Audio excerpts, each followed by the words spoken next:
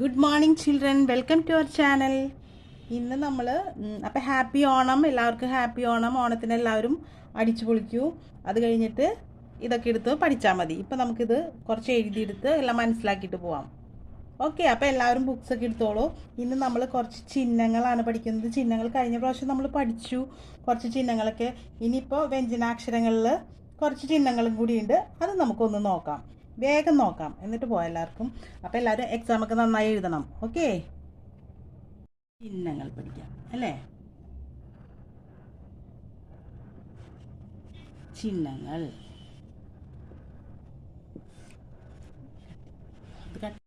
വ്യഞ്ജനാക്ഷരത്തിൽ യാ ആണ് എഴുതാൻ പോകുന്നത്. യാ യാ യാ വെച്ചിട്ടുള്ള ചിഹ്നമാണ് നമ്മളിന്ന് പറയാൻ പോണത്. അപ്പോൾ യാ യാടെ ചിഹ്നമാണ്, ഇങ്ങനെയാണ് ചിഹ്നം എഴുതുക. ഓക്കെ, യാ ഏത് വ്യഞ്ജനാക്ഷരത്തിൻ്റെ കൂടെ ഈ ചിഹ്നം ഇട്ടാൽ നമ്മൾ യാ ആണ് വായിക്കുന്നത്. അപ്പോൾ നമുക്കിതിന് 2-3 വ്യഞ്ജനാക്ഷരങ്ങൾ എഴുതിയിട്ട് വായിക്കാം. താ എഴുതി, താടെ കൂടെ ഈ യാടെ ചിഹ്നം ഇങ്ങനെ എഴുതി. അപ്പം ഇതിനെ നമ്മൾ എന്ത് വായിക്കും? ത്യാ യാ ത്യാ ത്യാ. യാ കണ്ടോ, യാടെ സൗണ്ട് അവിടെ വന്നത് കണ്ടോ? അപ്പോൾ ഈ ചിഹ്നത്തിനെ നമ്മൾ വായിക്കുന്നത് യാ. താടെ കൂടെ ഈ ചിഹ്നം ഇട്ട ത്യാ. ഇനി സ എഴുതാം. സാടെ കൂടെ ഈ ചിഹ്നം ഇട്ട എന്ത് വായിക്കും? സ്യാ സ്യാ. യാ യാ വരുന്നത് കണ്ടോ, അവിടെ സൗണ്ട് വരുന്നത് കണ്ടോ? യാ. അപ്പൊ സ്യാ. നെക്സ്റ്റ് ക എഴുതാം. കാടെ കൂടെ യാ ചിഹ്നം കൂട്ടാം. അപ്പൊ എന്ത് വായിക്കും? ക്യാ ക്യാ. അടുത്തത് ദാടെ കൂടെ യാടെ ചിഹ്നം കൂട്ടുമ്പോ എന്ത് വായിക്കും? ദ്യാ. മനസ്സിലായോ? ഇനി ഈ ചിഹ്നങ്ങൾ വെച്ച് നമുക്ക് കുറച്ച് വാക്കുകൾ, 2-3 വാക്കുകൾ എഴുതാം. വായിക്കണം, എഴുതിക്കോളൂ എല്ലാവരും. സാ ദാ യ. സദ്യ. സദ്യ. യാ ആണ് ഇവിടെ സ്വരം വരുന്നത്. അപ്പോൾ വായിക്കൂ സദ്യ. ഇനി ഈ സൗണ്ട്, ഈ ചിഹ്നം വെച്ച് വരുന്ന വേറൊരു വാക്ക് കൂടെ എഴുതാം. സാ സാ സാ.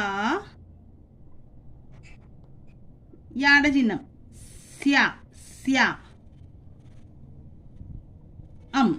സസ്യം സസ്യം. അപ്പൊ ഇവിടെ ഈ യാ വന്നത് കണ്ടോ? സസ്യം. അടുത്തത് ഒരു വാക്ക് കൂടെ എഴുതാം.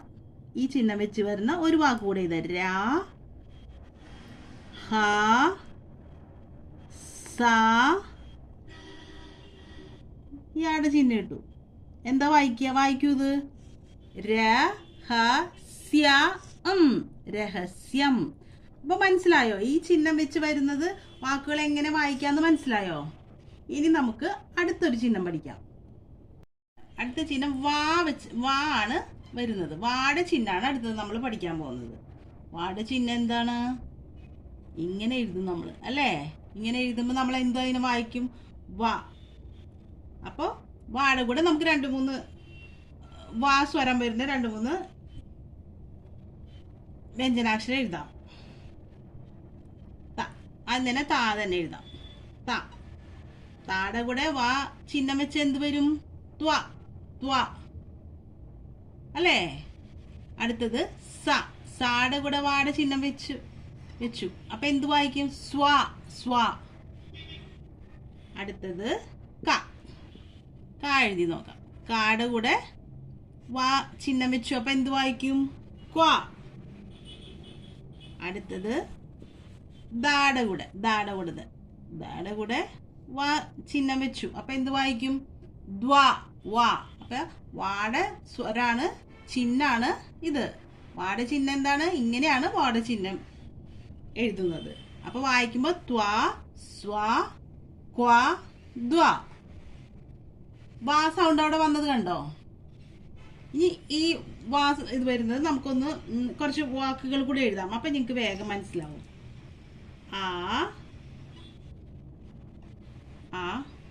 എൻ്റെ പേന അത്ര തെളിച്ചില്ല കേട്ടോ, അതാണ്. മഷി കഴിയാറായിട്ടുണ്ട്. ദ ആ ഷാ, ഷാടെ കൂടെ വാട ചിഹ്നം വെച്ചു അപ്പൊ എന്ത് വായിക്കും? ആ ശ്വ വ, അശ്വ അശ്വം, അശ്വം. അടുത്തത് ജാ, ജാ, ജാടെ കൂടെ ഈ വാട ചിഹ്നം വെച്ച് എന്ത് വായിക്കും? ജ്വ, ജ്വ ല, ജ്വാല. അടുത്തത് സാ, സാടെ കൂടെ ഈ ചിഹ്നം വെച്ച് എന്ത് വായിക്കും? സ്വ, സ്വാ മാ ഇ, സ്വാമി. കണ്ടോ വാട സ്വരം ചിഹ്നം വരുന്നത് കണ്ടോ?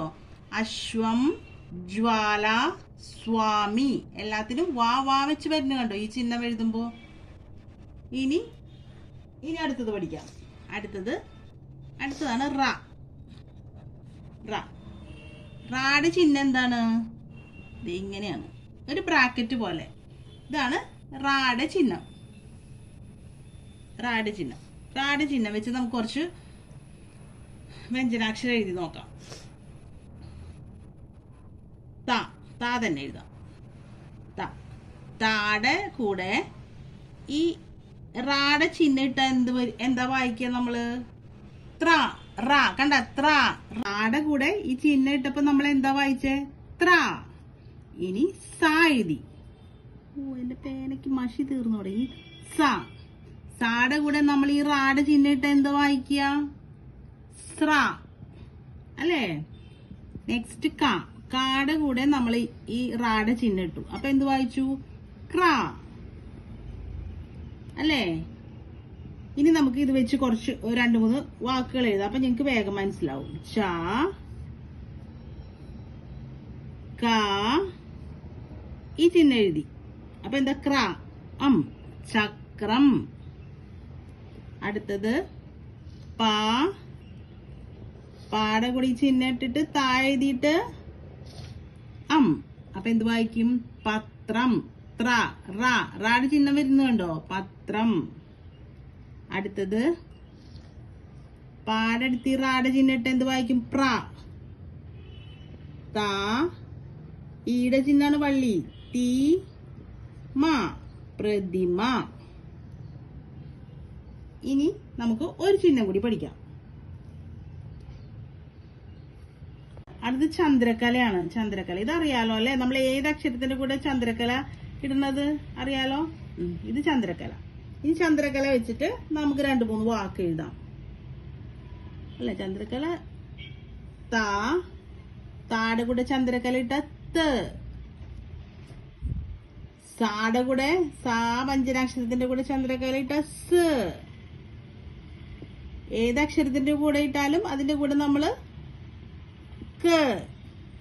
ആ ഒരു സൗണ്ടിലാണ് നമ്മൾ ഇതൊക്കെ വായിക്കുന്നത്. ഇതാണ് ചന്ദ്രക്കല. ഈ ചന്ദ്രക്കല ഇത് 2-3 വാക്ക് കൂടെ എഴുതാം. ഇതൊരു ചന്ദ്രക്കല. അപ്പൊ എന്ത് വായിക്കും? ആ ഡ്. ചന്ദ്രക്കല ഇട്ട ഡ്, ആട്. ഇനി പൂവ്. വാട കൂടി ചന്ദ്രക്കല ഇടുമ്പോ പൂവ്. അടുത്തത് ചന്ദ്രക്കല. അപ്പൊ എന്ത് വായിക്കും? പ്രാവ്. അപ്പൊ എല്ലാ ചിഹ്നങ്ങളും നമ്മളായി. വളരെ എളുപ്പമാണ് ഇതൊക്കെ വായിക്കാൻ. അപ്പൊ നമുക്ക് എല്ലാ ചിഹ്നം ഒന്നും കൂടി നോക്കിയിട്ട് അവസാനിക്കാം. അപ്പൊ എന്തൊക്കെ ചിഹ്നങ്ങളാണ് ഇന്ന് പഠിച്ചത്? ഇതേതിന്റെ ചിഹ്നമാണ്? യാടെ ചിഹ്നം. പിന്നെ നമ്മള് വാട ചിഹ്നം പഠിച്ചു. പിന്നെ നമ്മള് റാട ചിഹ്നം പഠിച്ചു. പിന്നെ നമ്മൾ ഇന്ന് പഠിച്ചത് ചന്ദ്രക്കല അല്ലേ? അപ്പൊ എല്ലാവരും വെക്കേഷൻ കഴിഞ്ഞ് വരുമ്പോ, വെക്കേഷൻ കഴിഞ്ഞിട്ട് കളിച്ചിട്ടൊക്കെ മതി, എല്ലാവരും ഇത് പഠിക്കണം നന്നായി. അപ്പൊ see you in the next class. Bye.